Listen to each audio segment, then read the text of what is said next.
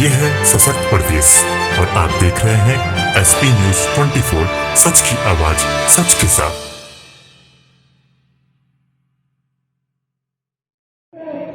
नमस्कार, आप देख रहे हैं एसपी न्यूज 24। मैं हूं विवेक सिंह। जहां लगातार उत्तर प्रदेश सरकार रोजगार देने की बात करती है, बड़े बड़े कारनामे की बात करती है, और कहाँ देखा जाए बजट के लेके भी बात की जाए, जहां उत्तर प्रदेश हाल में ही कल बजट पास किया है, जिसमें लाखों करोड़ों का बजट पास करके जनता को चुनावी रणनीतियों को एक टारगेट बनाया जा रहा है। वहीं शिक्षा भर्ती को लेकर बात किया जाए, लगातार 5 वर्षों से लेकर डीएलएड अभ्यर्थी लगातार अपनी नई शिक्षा प्रणाली को लेकर लगातार मांग कर रहे हैं, मगर उनकी कोई नहीं सुनवाई हो रही है। लगातार उन्होंने कल निशादगंज में अपना धरना प्रदर्शन चालू किया, कल विधानसभा का भी घेराव किया, और विधानसभा घेराव करने के उपरांत उनको वहां से अरेस्टिंग करके लखनऊ के एक गार्डन पर लाड़ के डाल दिया गया। ज़्यादा जानकारी बात करते हैं। डीएलएड के छात्र प्रत्याशी हैं लगातार, रजत जी, लगातार आपने प्रत्याशियों ने लगातार नौकरी की लड़ाई लड़ी, 5 साल से लड़ते चले आ रहे हैं। अभी तक जो आपकी प्रमुखता मांगी रही हैं, क्यों नहीं सुनवाई हो रही, और जो सरकारें बड़े बड़े वादे करती है, रोजगार देने की बात करती है? देखिए, सरकार रोज़गार को जो बताती है कि मेरी इकोनॉमी, उत्तर प्रदेश की इकोनॉमी 1 ट्रिलियन इकोनॉमी है, ये दावा पेश करने वाली सरकार रोज़गार मुद्दे पर क्यों विफल है? उन्हें अपने पड़ोसी राज्य बिहार से कुछ सीख लेनी चाहिए कि जहां पर 10 लाख नौकरी का वादा करने वाले डिप्टी सीएम तेजस्वी यादव जी, मुख्यमंत्री नीतीश कुमार जी जो थे, उन्होंने 10 लाख लोगों को नौकरी देने के लिए कहा था, और वो खरे भी उतर रहे हैं। वहाँ के आला अधिकारी भी खरे उतर रहे हैं, उस मुद्दे पे काम भी कर रहे हैं। आपको बताना चाहूँगा कि बिहार में 2-2 महीना, 3-3 महीना, इतने कम समय में वो परीक्षा भर्ती पूर्ण करा के नियुक्ति पत्र दे रही है बिहार सरकार। और वहीं पड़ोसी राज्य जो अपने आप को बताता है कि हम अपने 1 ट्रिलियन इकोनॉमी का उत्तर प्रदेश हो चुका है और यहाँ की अर्थव्यवस्था बहुत मजबूत है, लेकिन यहाँ का जो युवा है ना, वो दर की ठोकर खा रहा है। अगर दर की ठोकर नहीं खाया होता तो आज ये खुले मैदान में बिना छत के इस ठंडी में, बरसात में धरना करने के लिए कोई मजबूर नहीं होता। यहाँ जितने छात्र उपस्थित हैं, कोई गरीब अमीर घर का नहीं है, सब गरीब किसान मजदूर घर के हैं जो यहाँ दर की ठोकर खा रहे हैं। हमारी गलती क्या थी? हम सबकी क्या गलती थी? हमने आपको वोट दिया था। अगर वोट दिया था तो आपने ये सिला दिया कि डीएलएड बीटीसी करा करके आपने 5-5 वर्षों से कोई नौकरी नहीं दिया, कोई भर्ती का विज्ञापन नहीं दिया। जो इसके पूर्व शिक्षा मंत्री थे, उन्होंने अपने लिखित आदेश से मौजूदा शिक्षा मंत्री बयान से पलट गए। उन्होंने लिखित आदेश दिया, मैं 17,000 का भर्ती का विज्ञापन दूंगा, सतीश चंद्र द्विवेदी जी ने कहा था।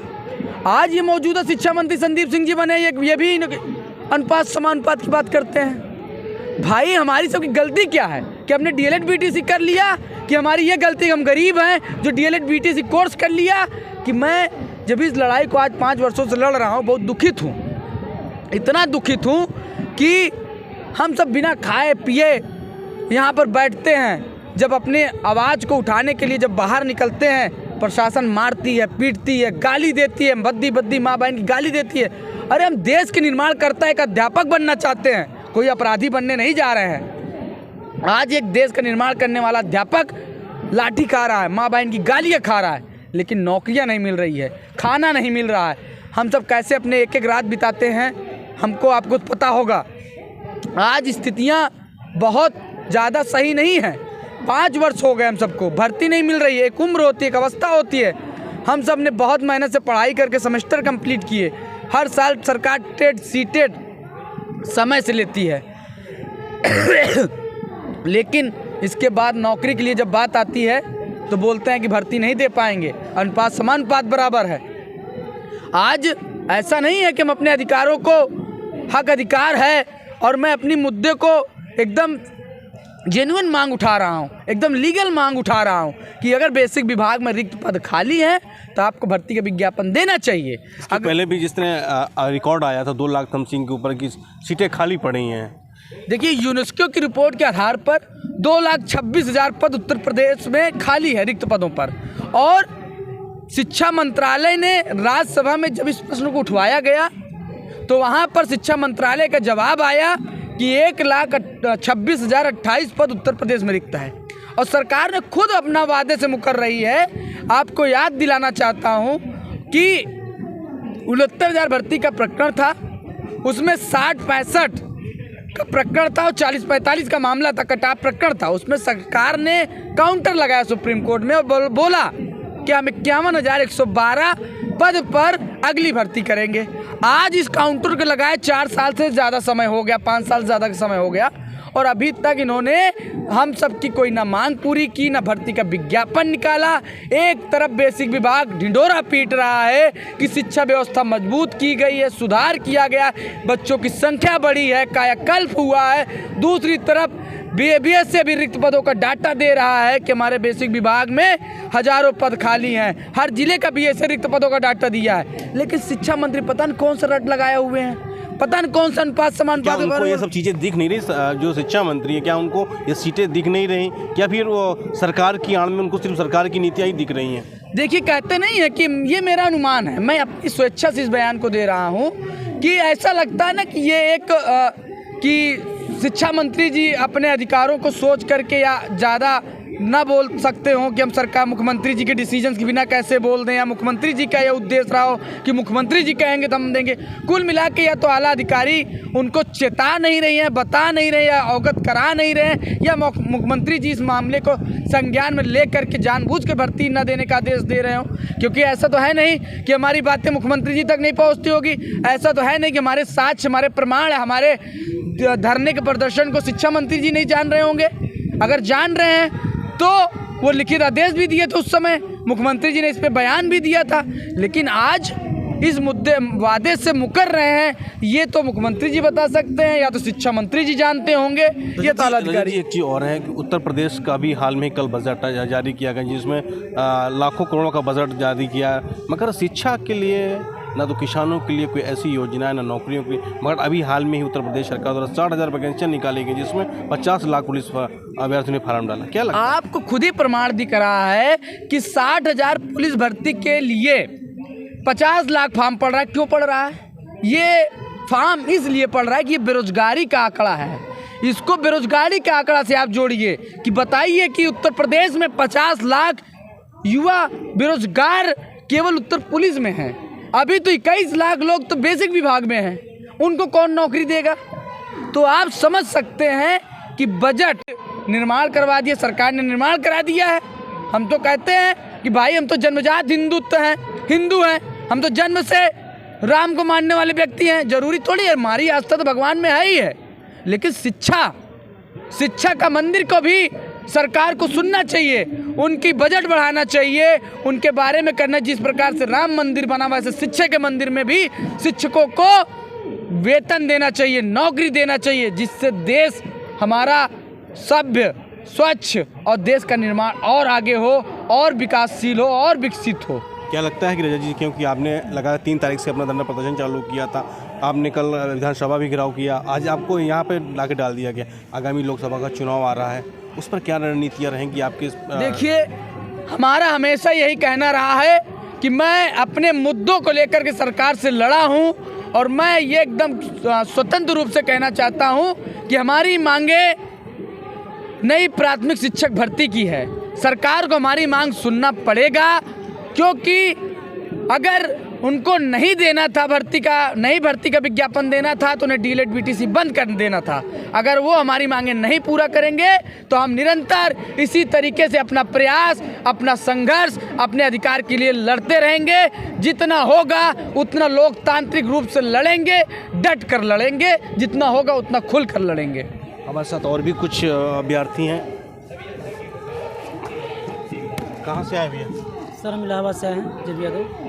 आपने लगातार आपको कल अरेस्टिंग किया गया, आपको इनको गार्डन में ला के डाल दिया, क्या लगता है सरकार के पास से आपकी आवाज़ नहीं पहुंच पा रही? लगातार 5 सालों से एक संघर्ष होता है। सर सरकार के पास आवाज़ पहुंच रही है, अगर अब विधानसभा अक्सर घेराव किया जा रहा है, सरकार के पास बात तो पहुंच ही रही होगी, लेकिन सरकार जो अनदेखा कर रही है, उनको शिक्षा के बारे में कुछ करने नहीं है। उनको तो मंदिर मस्जिद बनाना है, मंदिर बन गया, 5 किलो राशन बढ़ गया, उसी में बस उनको खुद करना। लेकिन मंदिर मस्जिद से ही लोगों को गुजारा होगा? ऐसा कुछ भी नहीं है। जब तक आप शिक्षा नहीं सुधार सकते तब तक आप कुछ नहीं कर सकते। आप विकास की बात करते हैं, कहते हैं कि हमारा 1 ट्रिलियन इकोनॉमी हो जाएगा, हम अपना उत्तम प्रदेश बनाना चाहते हैं, लेकिन बिना शिक्षा कैसे हो सकता है? जो बच्चे छोटे बच्चे हैं जब बड़े होंगे बिना शिक्षा कैसे कर पाएंगे?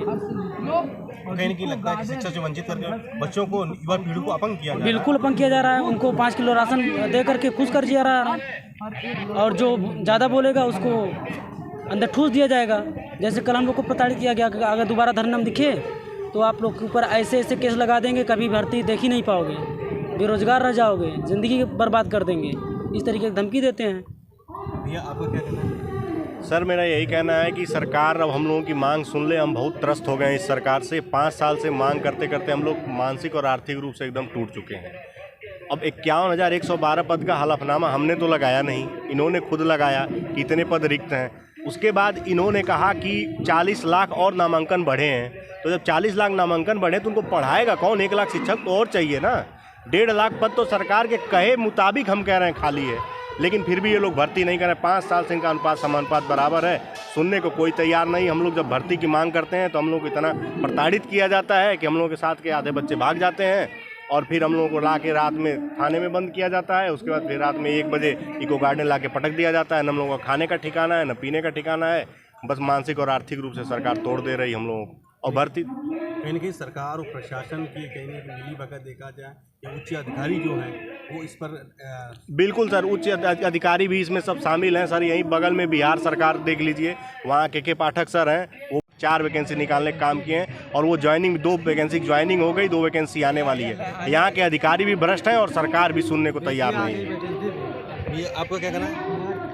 मेरा बस यही कहना है कि सरकार हम लोगों की मांग को सुने और जल्द से जल्द प्राथमिक शिक्षक भर्ती का विज्ञापन जारी करे। बंद करो। आपने देखा कि डीएलएड के अभ्यर्थियों ने अपना दर्द बयां किया। उनका कहना है कि प्रदेश की जो पुलिस प्रशासन है लगातार कहीं ना कहीं हमको मानसिक तनाव देती है, और मानसिक प्रताड़ना से उनको गुजरना भी पड़ता है। इसीलिए कल विधानसभा जब इन्होंने विधानसभा पर घेराव किया था तो पुलिस द्वारा इनको यातनाएं झेलनी पड़ी, और रात को लगभग 1 से 2 के बीच पर लखनऊ के इको गार्डन पर इन अभ्यर्थियों को छोड़ दिया गया, और न ही इनकी दोबारा से पुलिस प्रशासन द्वारा भी सुध ली गई। आखिरकार क्या यही उत्तर प्रदेश का अवानी चेहरा देखने को मिल रहा है, जहां पर रोजगार देने की बात उत्तर प्रदेश सरकार करती है, तो क्या हकीकत इन अभ्यर्थियों को अपने हक की लड़ाई लड़ना क्या कानून अपराध है? अब क्या इसका जवाब 2024 लोकसभा चुनाव पर इन अभ्यर्थियों द्वारा आने वाले चुनाव पर कितना क्या प्रभाव पड़ेगा, ये तो देखने वाली ही बात होगी। लखनऊ से कैमरामैन पिंटू शर्मा के साथ एसपी न्यूज़ 24 के लिए विवेक सिंह। ये है सशक्त प्रदेश, और आप देख रहे हैं एसपी न्यूज़ 24, सच की आवाज़ सच के साथ।